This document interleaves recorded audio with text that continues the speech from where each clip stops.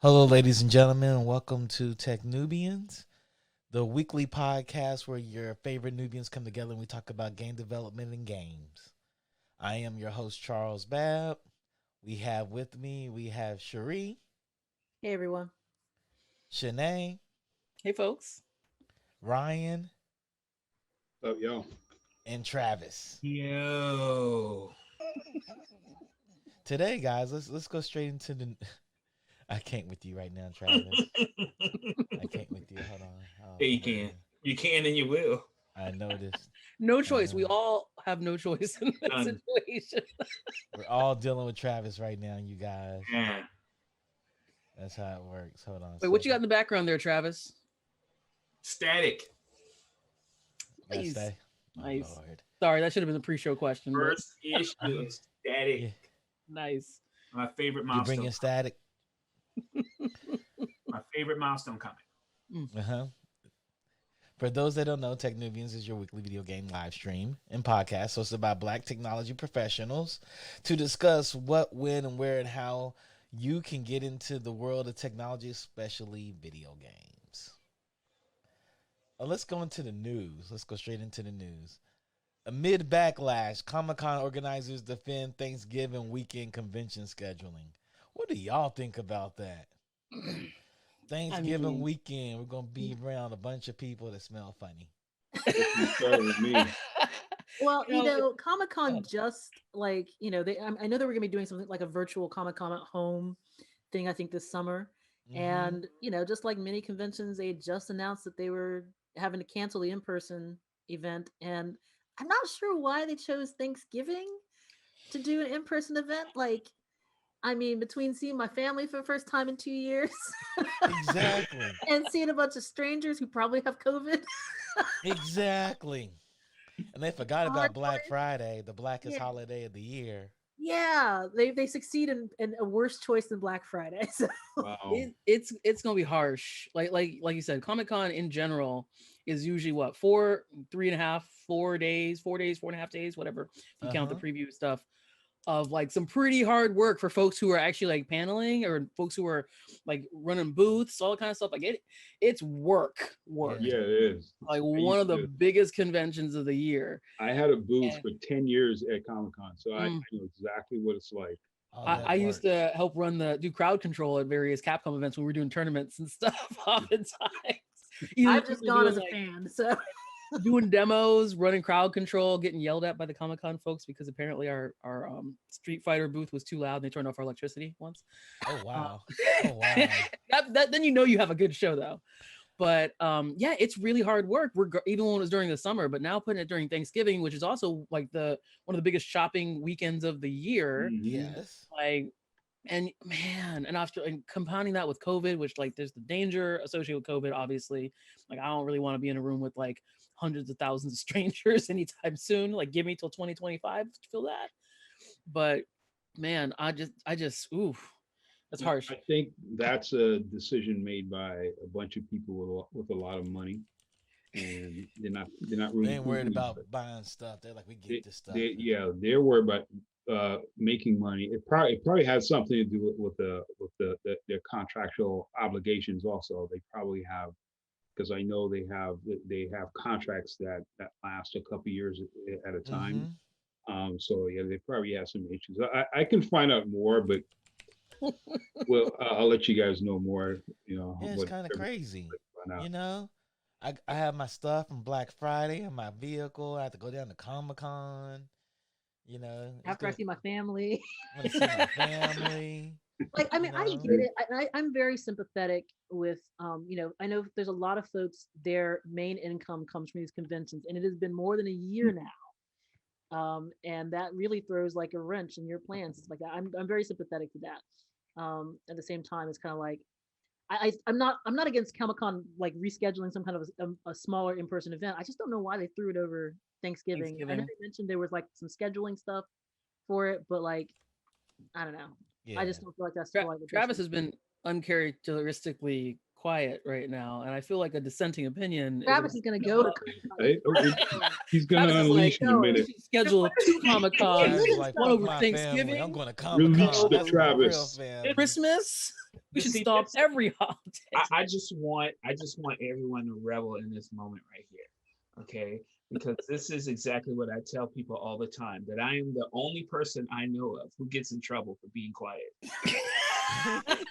The only one. It's because it's so unexpected of you, Travis. And if Yes. you would like to take on this new like mantra of just being quiet, like I'll roll with that, man. Okay. Okay. No, you won't. Okay. No, you won't. Look, okay.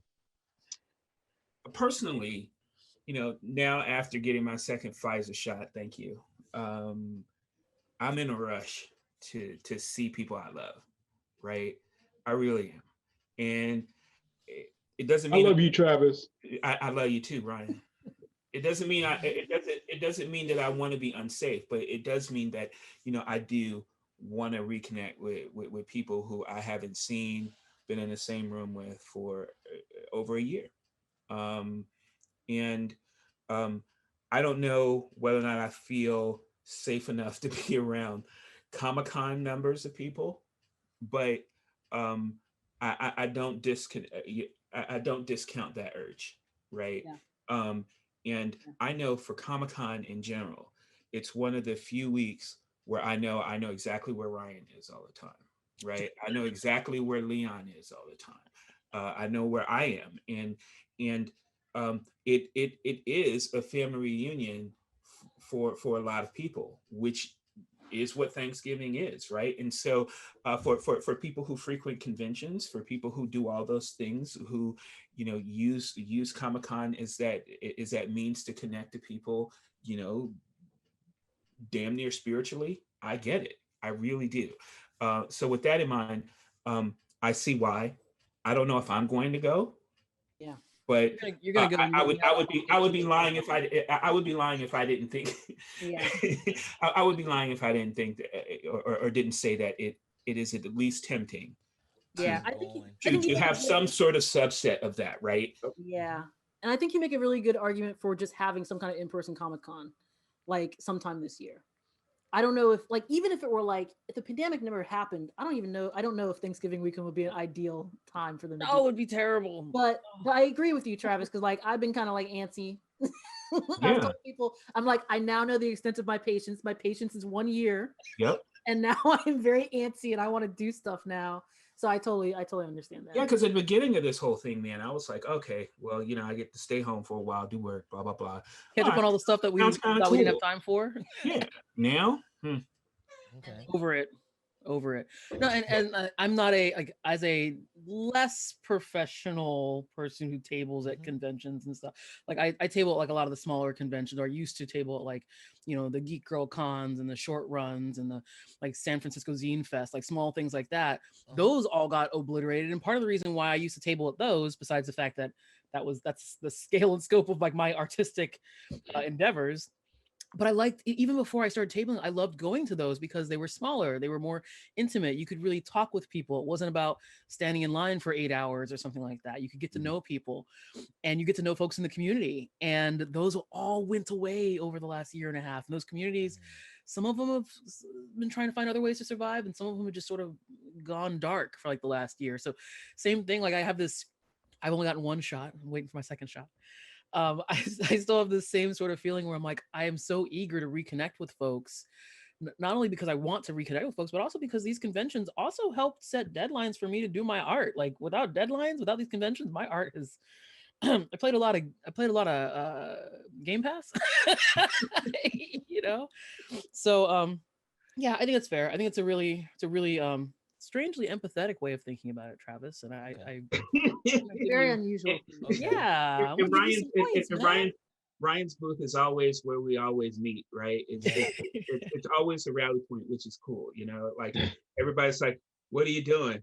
"Oh, I don't know. I'm just over here, blah blah blah." So Ryan's booth, 30 minutes, yeah, and we all just go chill at Ryan's booth. Nice. Ryan's booth. It's Just a pit stop. That's so true. That's real. I think the thing I'm really interested in, I don't know if they've, you guys tell me if they've actually gone through and announced. I didn't see anything about this.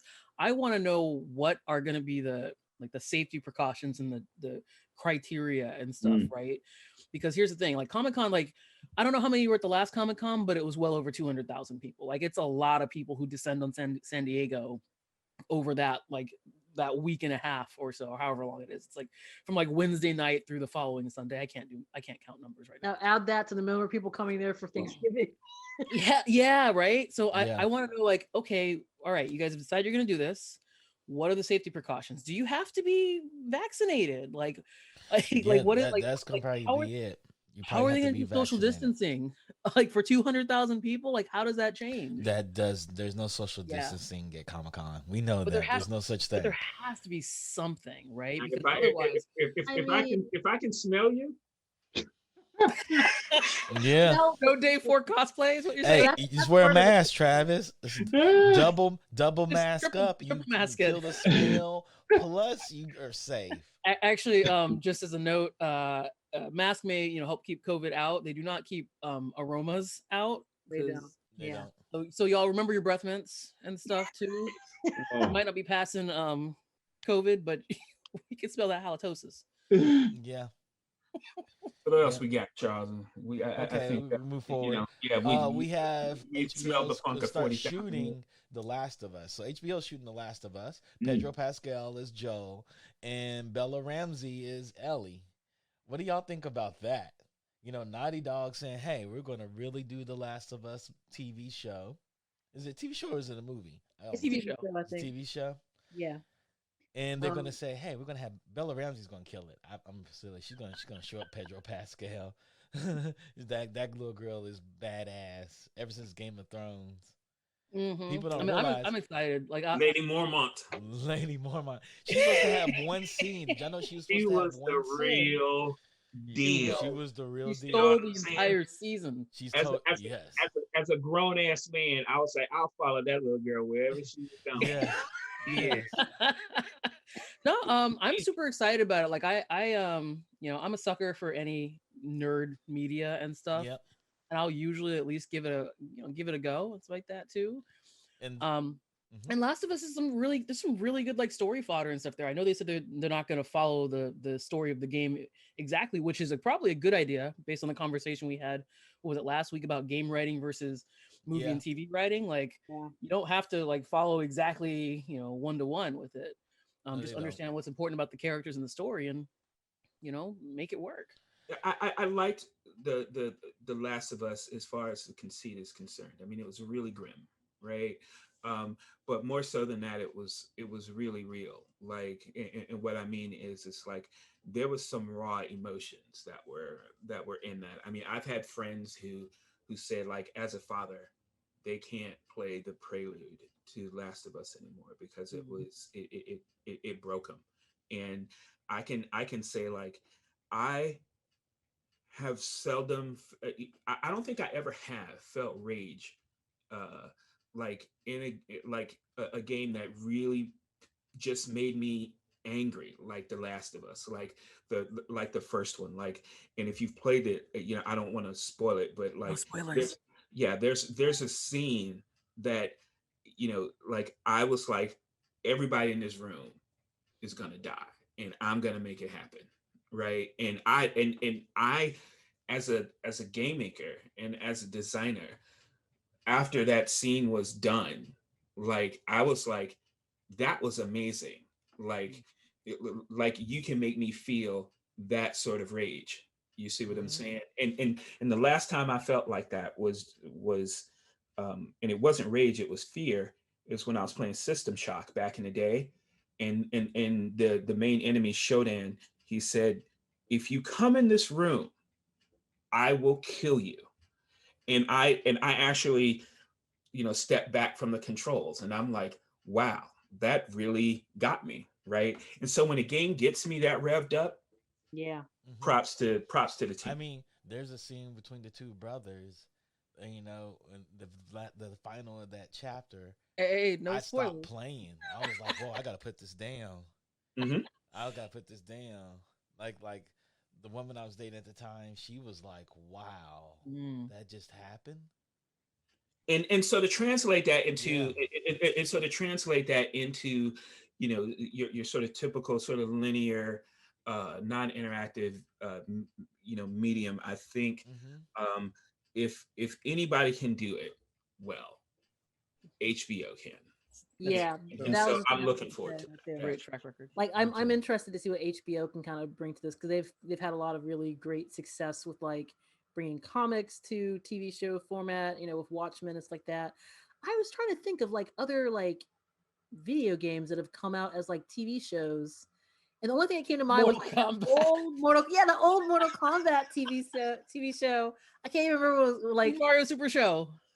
Oh, that doesn't count. And the I'm not Legends of talking about Zelda on cartoons. Fridays. Man, I'm not talking about nah, cartoons. I'm talking about like there's live none. action. There are none. Yeah, they're There's really just basically there none. aren't. There's They're, Captain like, Ian, and that's it. Actually, Yeah. I did get beat by my dad for waking up too early to watch Pac-Man the cartoon. So I don't know if that. Waking Like, up Wasn't too he live early. action ones, You must have though? woke Yeah. him up too early. I Well, mean, that's, Go ahead, that's what Tree. it was. but I couldn't think of the other live action ones other than like that Mortal Kombat whatever show from like a million years ago. With, Yeah. Which Yeah. is terrible. I'm interested to see what they do with it. Yeah, I'm I do curious too. I do have Yeah. one other thing too that I think is just interesting because, like, I played Last of Us 1. I have not played Last of Us 2, even though I own it, because it like you were saying, Travis, it's a really dark, like, Give me a certain mindset it's to a play that really game. realistic dark story. Yeah. And 2020 was not that year for me. I got Last of Us 2 and I started and I was like, I gotta put this down. Yeah, and 2021, real. I'm not sure is that year for me yet either. Where I want to just play, like, indulge in these really deep, dark, like, just heart wrenching stories, like Yeah. the ones that leave you like in a worse place, like in a mentally, like in a place where you're just like, man, like I just watched everyone die, or I just did whatever happens, right? Yeah. And so I'm wondering what year is going to be that year. I'm excited to see what they make. I want to hear about it. I'm hoping it doesn't come out to like 2024. Like, we're hopefully past this, like, Yeah. blip in our American history. Yeah, I gotta agree with you. I mean, I know that, like, for example, like the Tina Turner biography came out on HBO Max, and I looked at my lady and I'm like, I don't have the strength right now. Because Because I know as soon as I gets on the screen in some way, shape, or form, I'm gonna want to choke people out. Yep. Yeah, I can't do it. And games, I mean, it's that extra level, right? It's because it's not like you're passive. You're actively experiencing Mhm. all these things, So it's Yeah. it's a crazy time to have like dark games, right? Because Mhm. people don't want to feel any more depressed than they already are. So Agreed.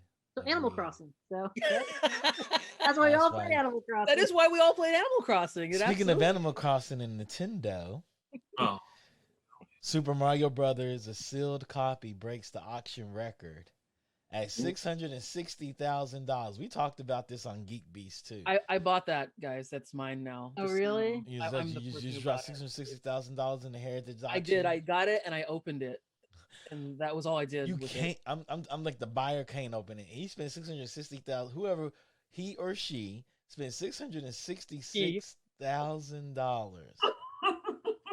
That's a lot of money. Must be nice. That's a lot Must of be money. nice. Man. I can't imagine being that rich. but for a Nintendo One NES game, Super Mario Brothers. I mean, Summer said yesterday, she said, I wonder if you had to blow on that cartridge. And Centel said, that cartridge better blow me for $600,000. Thanks, Charles. Yeah. Yeah, bringing a comedy. Oh, This is a rated E for everyone program, okay. right? Look, Yeah. I guess. I mean, it just makes me wonder, like, those old collector's editions of World of Warcraft, how much are they worth at this point? Right? I If mean, you the didn't open Nintendo them, PlayStation prototype sold for $360,000. that's the thing. That Crazy, would've that's sold crazy for to more. me. How on earth did this sold for twice as much as that Sony? The Sony PlayStation prototype. I want that. I want that too. I want that. Yeah, because you too. can actually do something with that. No, Maybe. it's kind of crazy. I told you I have done some work with game preservation groups and stuff like that Mhm. too. Folks who really like go into this and study this. So it's really interesting the value that we ascribe to those sort of artifacts, like the Sony PlayStation, or sorry, the Nintendo PlayStation, or the sealed copy of it.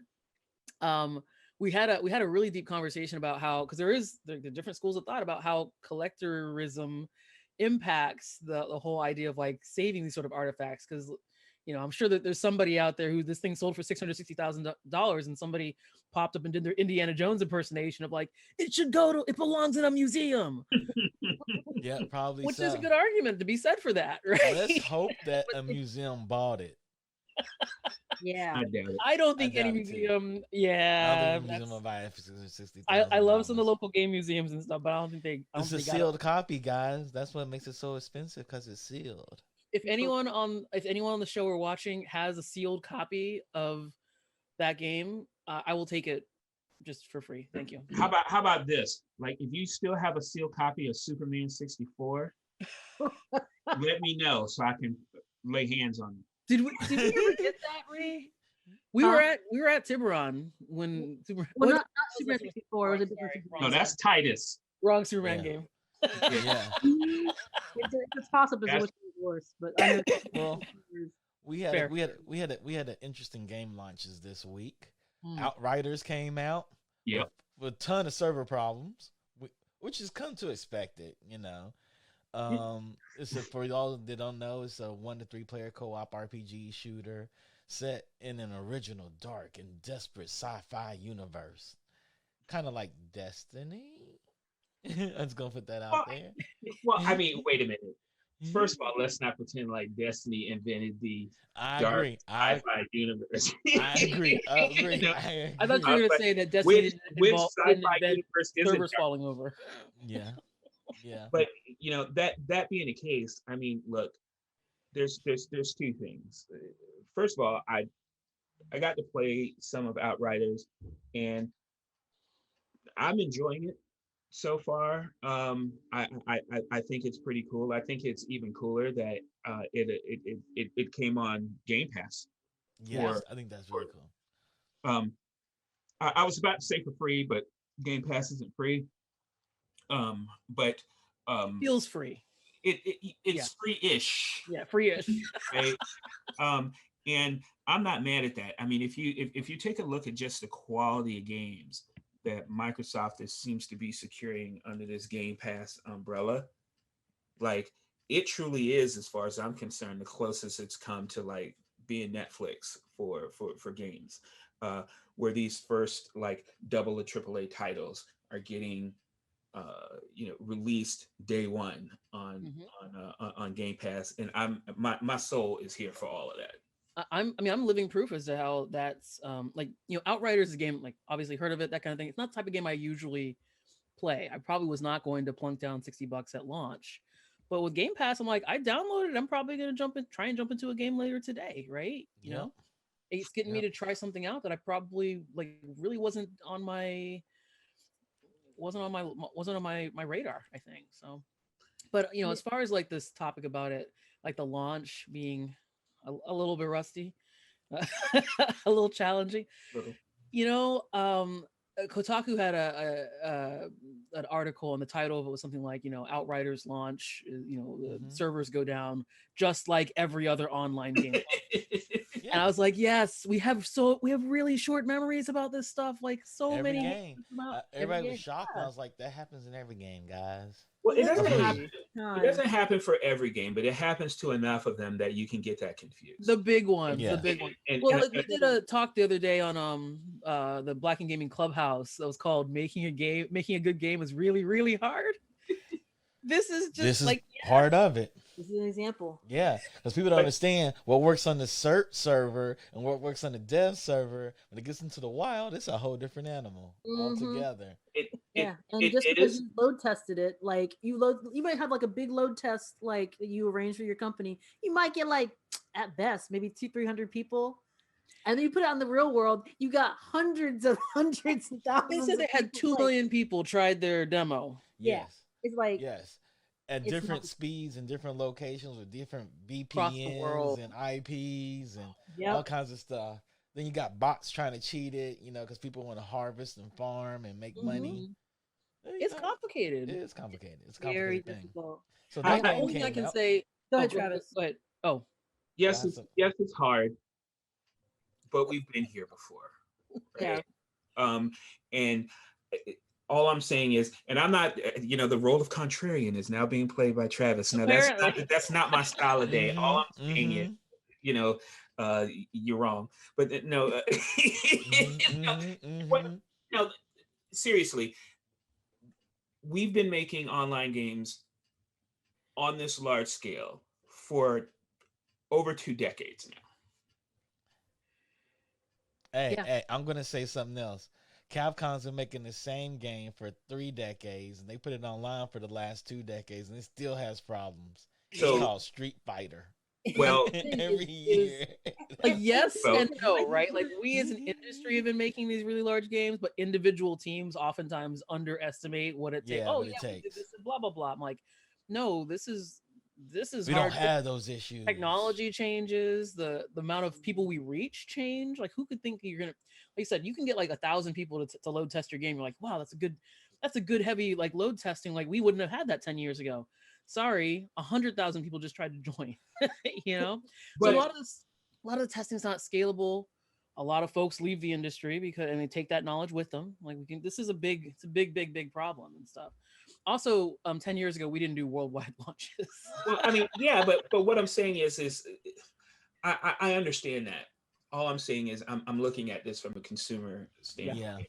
Yeah. And they expect us to have our crap together. Yeah, they do. Basically what it boils down to, right? Like, for example, like when Godzilla versus Kong came out at midnight, okay, people don't want to hear HBO's having problems. They don't want to hear that.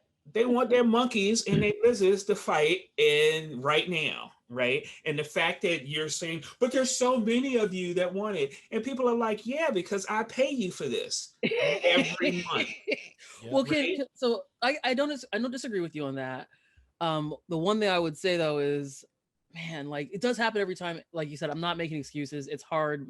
Yeah, it'd be nice if we could collectively, if one game could come out with an online feature that wasn't like didn't burst into flames in the first 24, 48.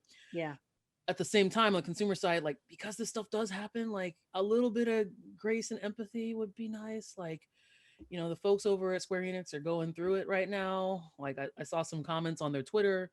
Like, there were folks that said they were literally in tears on the community team. Like, even when you're disappointed when something doesn't go the way you want it to, that does not give you an excuse to go and harass people and go and like just be a whatever you want, like whatever you call it. Well, yes, I agree. But sack up, right? But sack up and do the work. I don't care if you're crying. I want my game. I paid you $60, right? Like, seriously, like I get it. I remember this because and this is personal for me, because there's a guy. He's on Kind of Funny now. He used to be at IGN all the time. Greg Miller. I'm sure you probably know Greg Miller. But when I made Pain for the PlayStation 3, like every time we launched and we had a server issue or something, he would write a news story, right? And I'd be like, dude, come on, right? Like, the PlayStation Network just launched. Like, why are you on me all the time, right? Like, seriously, like every time. And so then I started, like, every time I saw him, I would review his reviews. I'd be like, look, and so I get it. But at some point, us as the industry, we have to. Let me be a tiny bit clearer. Writing an article saying, "Hey, this thing is still crappy," fair game. Sending a death threat, that's not sack up. Nobody sacks up against a death threat. That's where the conversation is right now. When I'm like, "Hey guys, you got Game Pass. There's lots of games on Game Pass. This one's not working right now. Play this other one." Yeah, don't threaten to kill me. Working next week. Yes, don't threaten to kill me. I might have to come for you. I mean, I'll be like, hold on, let me. What's your IP address? Like, now nobody's playing. I'm coming to your crib right now. I'm a Jay and Silent Bob you right now. That's what I'm gonna do. So that's why I say, like, have some empathy. Is not to say that you can't criticize. Whenever we put something that's creative out in the world, and it should work, right? You as a consumer can criticize. But there's criticism, and then there's toxic fandom, like death threats and whatever kind of stuff. I'm just like, hey, when you're in that headspace, turn the console off, Read a book. I'm, Get you I'm, a drink.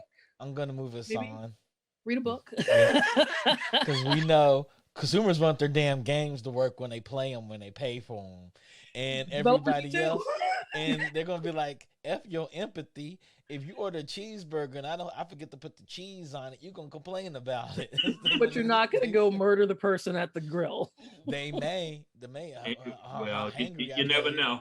You know? Not sponsored, not endorsed by techn00bians, y'all. That is not endorsed by techn00bians at all. We had MLB The Show come out, and for the first time, it hit Xbox too. So Yes. Sony was like, you know what? We're gonna take this to Xbox. Y'all gonna put y'all stuff on Game Pass. We're gonna put our game on your network too. Just let you know, we're gonna make that money. That's what they did. That's like, first of all, it sounds like heresy, right? Like Initially, it does. for a Sony team, an internal Sony team, to actually make an Xbox game. Yeah. Like, if you would have told me this, like, even 5 years ago, I would have said, I don't know what you're smoking, but you probably need to share because you high, right? Yeah, because that's never gonna happen with the Sony That's team. never going to internal happen. team. But yeah, but the realities of having a license as big as MLB, for example, and them thinking that, you know, there is not representation for them on the other console. I can't imagine how that conversation went, but I'm sure it went like, you figure it out. Yeah, get us that money. Yeah, Make it you cross play. Make yeah, sure you I can figure- play from yeah, Xbox to PlayStation. yeah. And every time somebody plays on Xbox, having the background as ads PlayStation is here.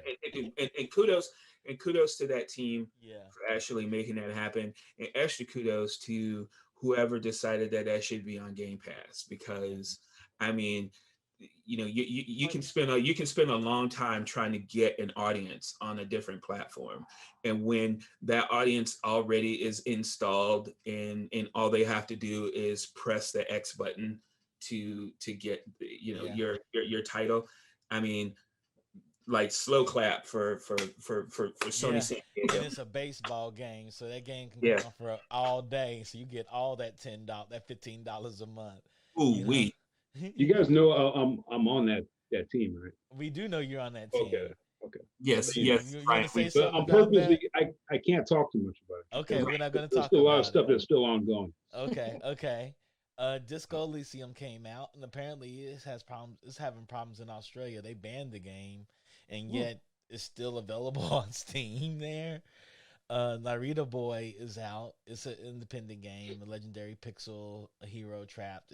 You just to some music, you dance. It's a platformer / shoot 'em up game, Metrovania, and then Fantasia by Miss Walker. So Miss Walker dropped the game. They dropped into the Apple Arcade. And for y'all that knows, the creator of Fantasia is also the creator of Final Fantasy. Oh, I thought you meant like the singer from American Idol, because That's Fantasia. This is Fantasian. I can't with you right now. Yes, Fantasia is a game too. You just sing. But I got nothing to say to Travis. Hironobu Sakaguchi, he's the guy that created Final Fantasy, and he created Miss Walker. If y'all know those games on Xbox that came out when Xbox tried to go in Japan, and Japan was like, "We're not about that American shit over here." But we got your best RPG creators together in one studio. That console's American. We don't want it. We want those games. We just don't want them on an American console. I was in Japan when that happened, and that was hilarious. People were like, how you think it's going to do now? It's going to fail. It's going to fail. They're like, why? It's because it's American. And Japan looks out for Japan stuff all the time. It was also like a console that was like, 50 feet wide and 50 feet tall. Man, not designed with like the Xbox like designed with an American living room in mind. Yeah, that controller was like supersized. It was like quad XL. They don't care about controllers in Japan. Trust me, that's not a real thing. Well, you had to stand on an Xbox controller back in the day to actually enter a code. I mean, yes, but Xbox 360 controller came out, and Xbox 360. What sold Xbox 360 in Japan was Call of Duty. Yes. Xbox One sold a ton of them because of Call of Duty, their online play. Those controllers are the same almost.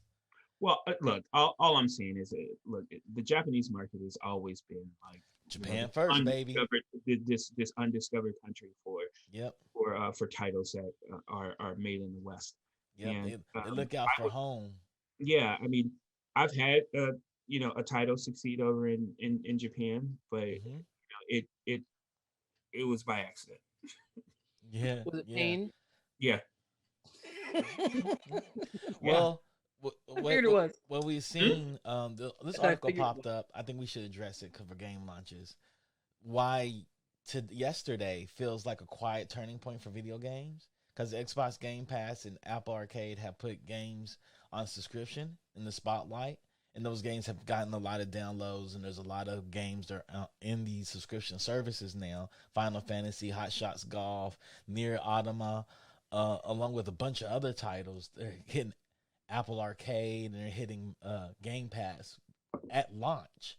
They're not even trying to collect $59 and come on later. They're just launching them on there, and how this is a change into the gaming industry where everything's going to subscription service. This is a first where they're like, you buy it for like we hit the purchase $59.99 for 3 or 4 months, then we put it on Game Pass. No, they just launching it right there. I think it's the shape of things to come. To be honest, yes, it's a turning point. It's the shape of things to come. If you look at all the giant media companies now, right? Disney, Warner Brothers, Netflix, what have you, Comcast, everyone is sort of dialing back the noise and going more with signal, which means that you come to their service for some particular things, and they keep making sure that value added happens every month, right? And I think that it's going to eventually get that way for game services too. The thing I like the most about Game Pass, honestly, is that I've been on the PlayStation side for a long time, and because I've been on the PlayStation side for a long time, there's a whole generation, that previous generation of Xbox games that I haven't played, right? Yeah. That are very high quality games, Yeah. and I knew that they were, but I just didn't make time, or I just didn't want to spend money at the time to get that, right? And so now Game Pass is like, yo, here are all last generation games, most of the time turned up to 11 because of the fact that you can play them on a new system that actually bumps up everything from a graphical standpoint. So that's like, that is in my mind, if that was $20 a month, it'd be $20 a month well spent to actually have access to those things. And so in order to keep that party going, Microsoft and everyone involved is going to have to keep feeding that beast. I mean, Ubisoft has an all-you-can-eat program as well. EA has the same thing. So it's not going away, people. It's just gonna get more. Game Pass bundled those passes up into their service. So sure they did. bundled the EA up into their service, and they bundled Ubisoft up into their service as well. They're like, hey, you get it everywhere. Yeah, and I think also, a lot of times we, as game developers, we like to think of ourselves as the average consumer. We're not the average consumer. How many games do we buy per year? I don't even know how many games we buy per year. Well, I single-handedly keep the game industry open. We can deduct them as far as taxes. We can. little known perk of game development. But that's the thing. The average game consumer, average gamer, I think buys, and I don't know the exact number, but it's less than 2 games per year. Like that's their average over the course of the entire year. 2020 might have shaken that up because people reallocated. I'm sure people reallocated some of their entertainment funds in other ways. But like we're talking about, like let's say it's 3 games per year. That's not a lot. That's not a lot. And so this idea of the subscription service and Game Pass and these sorts of things, it changes the way in which people can consume games. Because like Travis said, for example, he got to go back and he's going back and reliving like previous generations on a platform he didn't commit as much time to. Myself, like me too. I'm doing the exact same thing with Game Pass. I think I downloaded 25 games the first 2 days I had the thing. But also, like from a consumer standpoint, it's like you get to play. You don't have to just prioritize and say, hey, I'm going to spend. I'm going to buy 3 games this year, and it's going to be Call of Duty, Madden. And the last one is a toss-up. You can say, hey, actually, I want to play like a whole bunch of games. They don't all have to be 90 pluses. And I might find something that's more interesting. I might find a new genre that I enjoy. I might find a new love and a new passion within something I wouldn't ordinarily have spent my money on. And developers, we can take that into account now. Because we can say, hey, it sort of opens up this concept of like, B-tier games. You can always sell collector's editions. Yeah, like you know what's funny, Sinead? Like in you saying that, like there are 2 things that struck me. I heard a stat from another podcast that said like 38% of the people um, who started the Snyder Cut didn't finish it, right? But it's whatever. My point is that on Netflix or on any of these services, I do that often, right? So I don't think I don't think that's too out of the ordinary. Yep. But what it does is it gives me an opportunity to try something to see if I like it. Like for example, I don't think I'm going to hit play on Bridgerton like ever, right? And there's something about the Handmaid's Tale hats. The hats just turn me off. I'm not down. I'm just not, right? But they're still around just in case, right? Yeah, And so, absolutely. and the thing that I think like Disney Plus does really effectively is every time like I'm finished watching something, they say, hey, you might like this, right? Right. And I think that that's something that Game Pass and these other services probably need to take into account. Like if you like Diablo, maybe you should try Torchlight. You know, things of that nature, right? To kind of keep that party going. So I think that we're sort of there. We're not completely there, but I think this bodes well for the industry personally.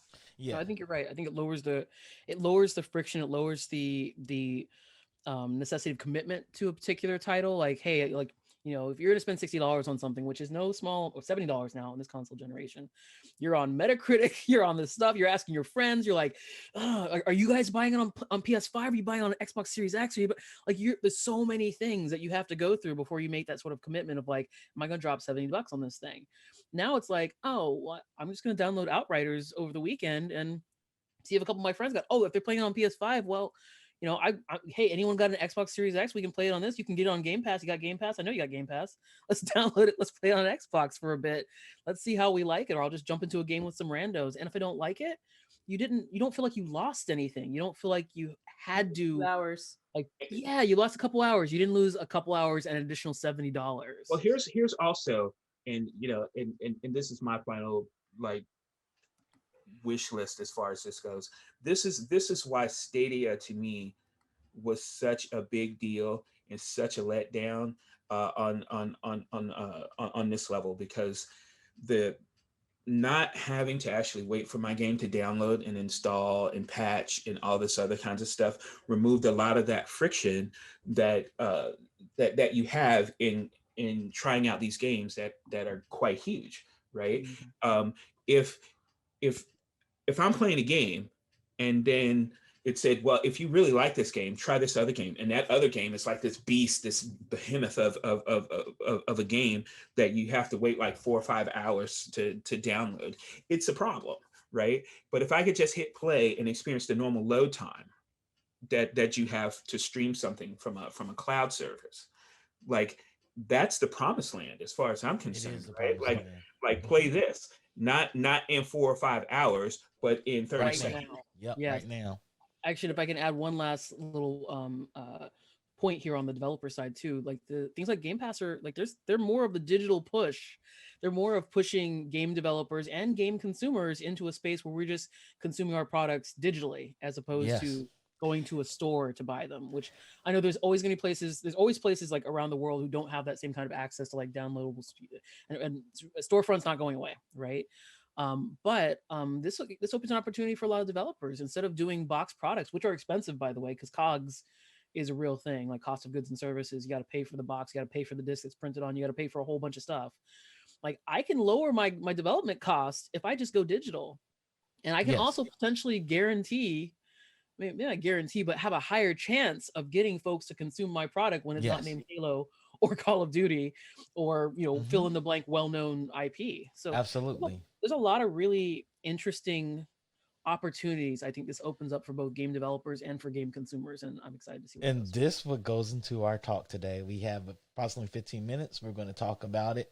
The metaverse. Game Pass. Metaverse first. You know, Apple Arcade is the start of the metaverse. Yeah. Are y'all excited about this? I- Go online and consume everything. Wait, before we get too far into it, together? can someone explain what is the metaverse? I can explain what the metaverse is.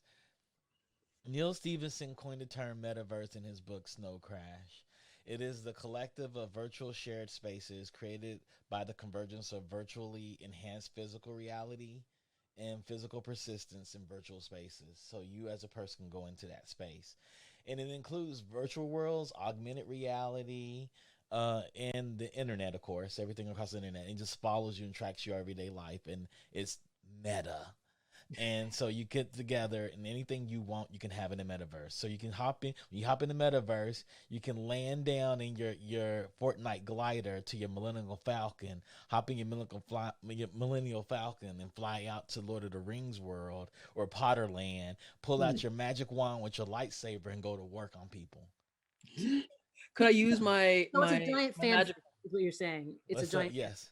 And you Okay. can go into any game you want to go into. So you can go play Destiny or you can play Outriders. So you can win Destiny, you get killed in Destiny, you can fall through the world and fall into Outriders and do Outriders. Can I use my magic wand in Star Wars to like kill a Klingon? Like is it like Yes, like is yes. it In it's, Star it's like Wars, that you can kill meme, a right? Klingon from Star It's like Trek. that meme that has Patrick Stewart and he's like, use the Force, Harry, signed to Gandalf. Like Yeah, that's yeah. that to me is the metaverse. Yes, yes, yes, fan. yes. You got chocolate, my peanut butter. That's what it is. Mhm. And also spiders and also like just everything is in the peanut butter. You're like, whoa, this peanut butter is weird. Can't spread it on my bread anymore. Yes, there's been talks about the metaverse not being total convergence. Like there's actually separation of all the worlds, and you can't take what you have. So you'll be in your Millennial Falcon when you go into Harry Potter, you're on the broom. Like once you cross over, you transform. That probably makes some IP lawyers very happy. Yeah, that would make lawyers a lot of happy. No, better yet, it makes lawyers upset because that means they ain't got no work to do. I think lawyers would be clean cut. happy to have work or not have work. Yeah. Travis, you look like you had some opinions about the words meta and verse. Well, I mean, it's funny because when I hear the metaverse, yeah, and the concept of the metaverse hits me, I can't turn my business dev head off, right? And unfortunately, like business and capitalism and things of that nature get in the way of all of this, right? As usual. And so and usually our we always try to like make laws or practices to kind of protect ourselves from what this means. And it's almost like we're going to need some sort of governing authority to arbitrate this metaverse. And Steve Jobs. And I don't know where this is going to come from. Goes to Steve Jobs. Yeah, maybe.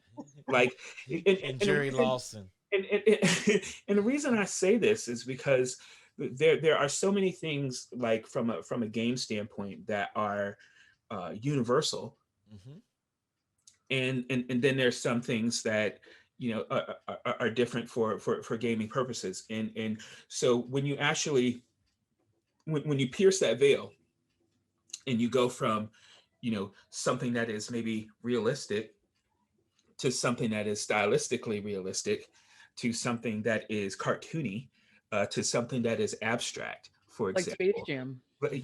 Oh my God!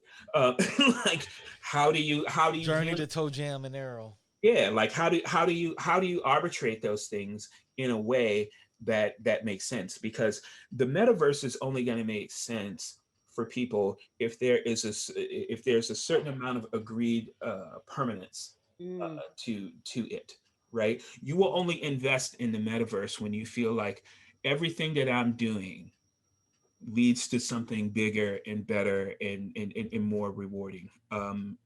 Otherwise, it's just all a wash. Yeah. Right. To be honest with you. And so and the closest that you're getting are going to be, in my mind, the two biggest camps, which is the camp of Unreal and the camp of Unity. Yeah. Right. And because the majority of the games are built in those two engines, right? The 3D space. Because then you're gonna have fights, and these fights are going to be hella interesting because if you're old enough to remember, like like the media wars back in the day, when you would double click on something in Windows and 5 programs would ask you, do you want us to play it? right? And it was annoying as hell, right? Edge still does that nowadays. Right, right. Edge, like, I'm not your default Chrome is like, are browser. you sure? Do you wanna just use Chrome for this? And so I think that honestly, that's what it's going to boil down to is at some point is who is actually the person or the company that's arbitrating these things, and where do they win? And until that really gets sorted out, I don't think you're ever going to have a metaverse that's going to be meta enough. Yeah, I feel like the problem is always going to be capitalism with all of these things, anyways, right? I mean, look what happened when like different companies, Google and Facebook and all, got a little bit of a hold on like people's personal data and like caused wars and destroyed swung the presidential election. And can you imagine like your personal what happens to your privacy and like personal information, whatever, if you are in the metaverse? I'm also because your vote is one thing, yeah, but damn it, your World of Warcraft character, now that's a completely different thing, and people will get cut messing. People will get I noticed that, like, yeah, for real. Like, people be like, don't mess with my EQ character, don't mess with my World of Warcraft character. You know how many, you know how long I've been playing Elder Scrolls? Are you kidding me? I will mess you up. And so that's the deal, right? And so when you start, because these are things that people have invested their time into. Yeah. And I don't know how many of you guys remember this, but I remember like when Star Wars Galaxies happened, and they essentially did a reset, right? Like over a year into the development of Star Wars Galaxies, and all the stuff that you had done previously didn't even matter. Boy, I was mad as hell, right? And so I can only imagine like what it's going to be like to arbitrate changes in a metaverse. Good luck. Yeah. Oh my goodness, you're right. It's like, oh yeah, we're gonna nerf Harry's wand, and it's just suddenly you get like just pitchforks.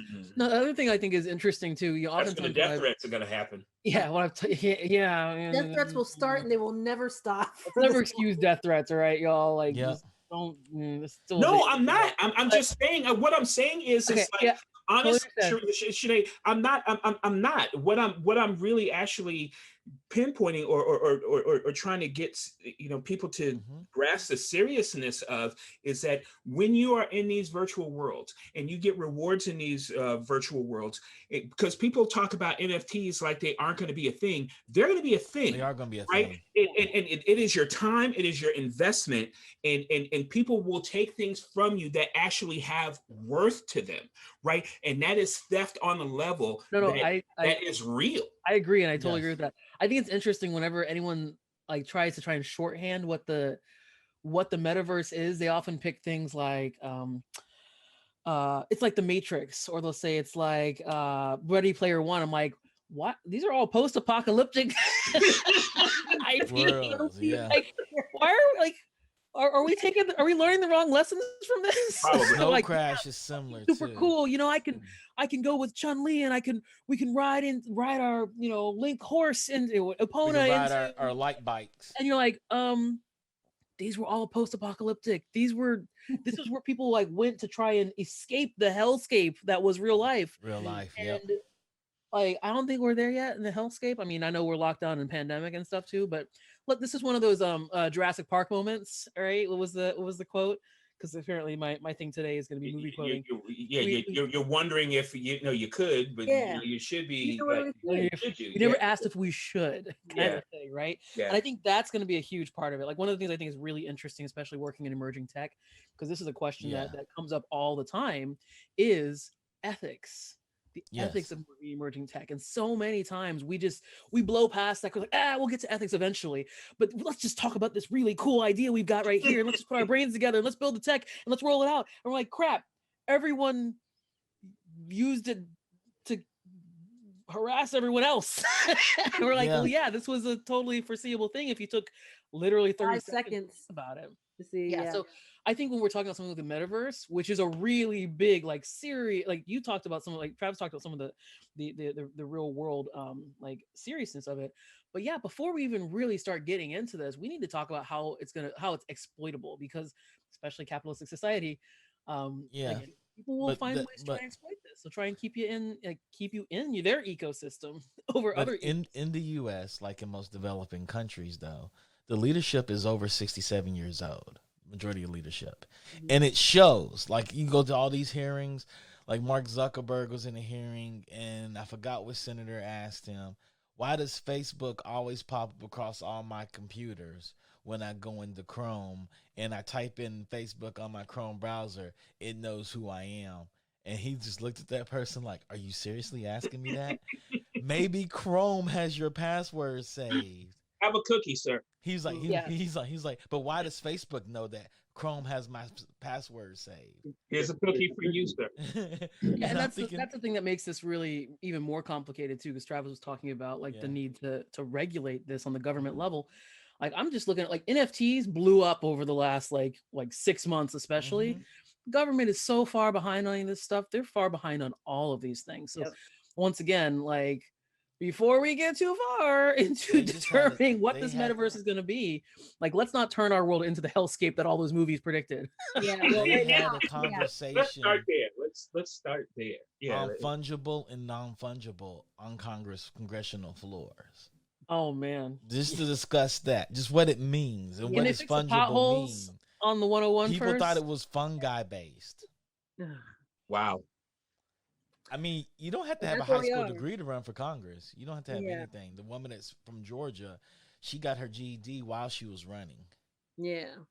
Well, I mean, right now, if we depend on Congress to regulate this, right now they're trying. I mean, it's not the U.S. Congress, but other state governments are trying to regulate our voting rights back into Jim Crow era. So They I are. don't think there's any chance that Mm-mm. Congress is going to regulate it, or regulate it with like actual, like, knowledge and Authority. intelligence. Yeah. What we're gonna have to, as Americans with a semi-functioning government, we're probably gonna have to rely on other nations to Yes. get their act together, and they'll start legislating. Because we're talking about something like the metaverse. Like, this is something that's not just America based. This is probably something that's Right. going to be I'll make worldwide a based. I'll make Let me a I'll finish, let me make a finish, prediction. finish my point real quick. But like, that's probably going to be something that's like more than just America based. So maybe if like some other countries can actually help drive this for us, it'll be just like GDPR, which means it will start to become essentially a national rule, not just a European rule. Yep. You have That's to that's understand. that's the next big that's the next big company. I think that's the next, because um, really this metaverse is just the next step of HTML, right? Like it really is, right? Like and there needs to be some agreement. And people who enforce those things big time, I think, are going to rule this next iteration of whatever landscape we have that's not 2D anymore, Mm. right? And yeah, for a long time, I thought that was going to be Magic Leap, honestly. Yes. And Yes. whoever decides to take 3D and really standardize it is going to win this next is going Mm. to win this next war, because Yeah. it's going to it's really going to inform everything. Like, how are you represented? What does your digital self look like? What are the clothes that your digital self actually wears? Like, what are the hairstyles that your digital self actually rocks, and so on and so forth, right? Like, your avatar into the metaverse Yeah. is the next big gold mine, as far as I'm It concerned. is. It is. It is. It's so funny. I was actually working on the company. I helped start a company called Labyrinth, and we were talking about developing the metaverse. I put in like there's metaverse.com, and we were all working trying to race to it with Magic Leap. It was like Magic Leap blew it really big. We're like, oh crap, there's no chance we have. And we had to figure out machine learning and artificial intelligence to go into it. That was our biggest push. Was like, how do we allow things to grow up in the metaverse? Mm. Things naturally grow up, and that's the I think that's going to be the turning point. But as far as games are concerned, getting everybody to realize games can be streamed directly on a in the cloud on a server somewhere, and you just have it on your computer, and you just have it. You just can play it from anything and anywhere. We're moving towards that really fast, Oh yeah. and we see it. Xbox is set out there, Stadia set out there, even Amazon's so far into it. They're like, you know what? We're gonna build our own chipset. We're just gonna build our own chips, our own server chips, because we need chips to move as faster than GPUs do. It's so crazy. So the So meta. metaverse is coming, you guys.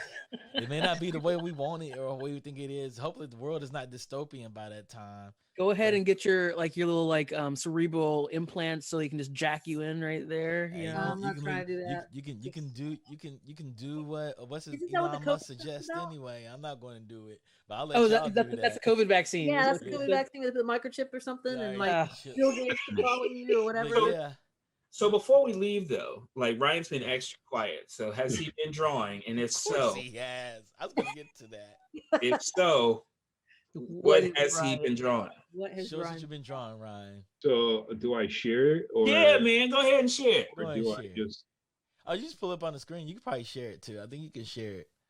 I Do you want No to share nudity. it? No nudity. really, but tell you what I can share. I can share something that I worked on Okay, show us what you can share. recently. I can do that. For the audience that doesn't know, there's was it Ari Art? Said Congress needs to do better. Ryan doesn't really talk.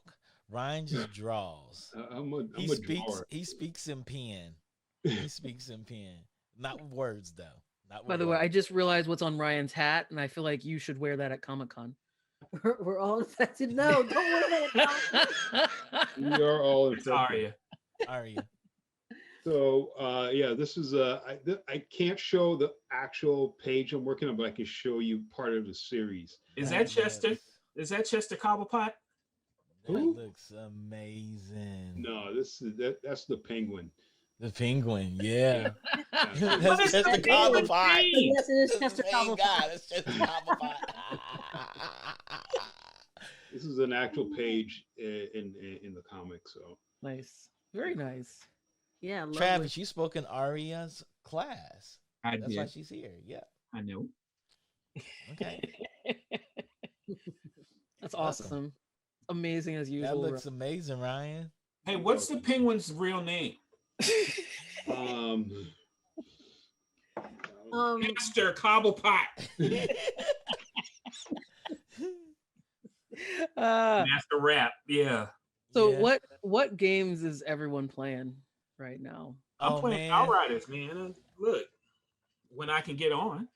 Oh, see, there you go. RPG World. Yeah, good. Man, and still the physical copy too. I buy physical copies. So disappointed. Nintendo's pulling stuff offline. I don't trust them because they've done this before. and But they've you can pulled the whole download it entire to game it. You can download it to your hard drive, and then it's yours. But if you lose that hard drive, you can't download it again. Well, It's if you gone. lose your cartridge, you can't play it again. I'm That's- not gonna lose my cartridge. So I can make 2 copies. I'm playing Yeah. Slay the Spire, Uh-huh. and I just started playing Carry On last night, which if you guys don't know, it's a Yes. reverse monster. Yeah, you're the monster, right? Yeah, you're the monster. you're like this mass of like flesh and teeth, and you're going through and you're trying to infect this like Mhm. space station and stuff, which is kind of rad. Mhm. But there came a point while I was killing people in the game that like some of them have guns, like they're trying to attack you and some don't, and they just scream, and I'm like, well, I don't want to kill the screaming people, so I started sparing people. I just started killing the guys who were shooting at me, and everyone else was like screaming. I'm like, nope, I'm not gonna eat you. Just gonna So, shoot oh, right so now." you're the good monster? I'm a good monster. Darn it, I am like I am Jesus. a good monster. Only attack Jesus. Only The attack- good monster. I'm adding layers of like a morality system has been added to this game. It's emergent gameplay, man. Yes. I I'm am- pretty sure the creators thought of that. People are not going to kill people screaming. They're screaming the whole time, and I'm like, I'm They just should inching give you around. like I'm really Monsters with morals. That's That would be right. legit if they gave you like an achievement or something like that for that. You know? I kind of want one. For Actually. being unmonsterly? Get out of here. Yeah, Shrink. Good only monster. for like sparing, Yeah. for sparing those folks. I'm playing. I actually just finished Hyperion. Nice. Uh, How's that? It was fun. I like. It's just a game where like it's a puzzle game where like there's like letters all over the place or whatever. You have to like create words to like get past certain like obstacles. So for instance, there might be a gate in the way, and the gate will be spelled with the word gate. and you have to like find something that like like find the word drop or lower or something like that, and it'll lower the gate. So it's actually a fun little game. The only thing That's is, cool. I wish it had a couple like hints, because there were a couple places I legitimately got stuck, and I was like, I don't know what word I need to find. I know the word you need to find. What is that word, Travis? You know the word. Sure. It should work. I can't with him right now. I can't. It's pretty short. It was like three chapters or something, but Okay. I enjoyed it. So, Travis, what are you playing? You said Outriders. Yeah, I'm playing Outriders. Like, look, it's funny because the prelude's really cool, and once it gets to this point where they're like, "Hey, what do you want to be?" and then I saw Pyromancer, and then there was other things, but I was like, "Nah, I'm burning everybody up." Everything Like, down. as soon as it said Pyro, I was like, "Yes, please." Travis is letting us know who he really is right now. I'm telling you, monster with morals. That's what someone said. Monster with morals. Yes. Shanae's monster with morals over here. Like, what? You're sparing people as a monster? Yeah, I'm like, I double checked. I'm like, people... I don't need to eat these two people because like I've already got all my life and it wouldn't really benefit my monster, and I already have a power that I need to use, so I'm gonna let you live. Whack. They just keep screaming and running by me. I'm like, nope, bye you. Whack. I legitimately, they need to give you some kind of like a I hope I actually get an achievement for it. I remember, just an aside, I remember we were playing the forest, and like you have like an actual objective of finding your son somewhere in there, and we were just going around building stuff, and then suddenly it gave you an achievement. It gave my sister an achievement that said "bad dad," and it says "go 100 days without finding your son," and I was like, "Thank you for doing." I feel pretty good about that. Look how many like mushroom people and turtles you killed as Mario. Yeah. They were attacking, but did they die or did they just go to like? Yeah, no, you don't know. They went to an underlevel place. And then you were on the back of a dinosaur while he ate other creatures. He transformed them. He's like a transmographer machine. If I'm correct, I think they went to the home for infinite losers. Oh, there you go. That's actually accurate. Speaking of that, hey Ryan. Yes, sir. So I'm a huge Call of Duty fan. So Call of Duty is always my ultimate go-to game whenever I need to play something. But lately I've been catching up on God of War, because I've been missing on that. I started playing it a while back, and then I had to stop, and now I'm just catching up on it. So. Boy, sounds awesome. Nice. Y'all are hilarious. With that being said, we're going to conclude the show for today. Thank everybody for tuning in. If you're not part of the Geekish Network, please subscribe to the Geekish Network.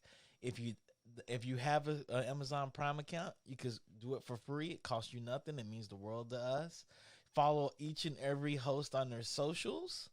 Particularly follow Travis in trolling. Wait. I'm just messing around. You can follow us all. If you have any game development questions or any questions about games, don't hesitate to hit any of us up. Also, throw your topics to us. We have a list of topics. We hardly ever get around to them. We have to get out of the news quicker, but we hardly get around to them. But we will teach y'all how to make games, because that's what we're here for. Ryan will draw. As you can tell, he's drawing right now. I do it all. We'll make Ryan show off his drawings and occasionally throw. Yeah, he's gonna draw Bruce Wayne next. I wonder who that is. I have one right here. Of course you do. As he like literally leaves to go get a picture. I'm looking. I'm trying to find it somewhere around here. Trying to find. He got Bruce Wayne just laying around. But speaking of art, I'd like to thank Digital Click for all the artwork they give us. They do all our overlays and all our promotional materials. And our contest is over for the PC. So we'll have another contest coming up next month, and we'll let you know what it's going to be. Thank you for tuning in. Peace.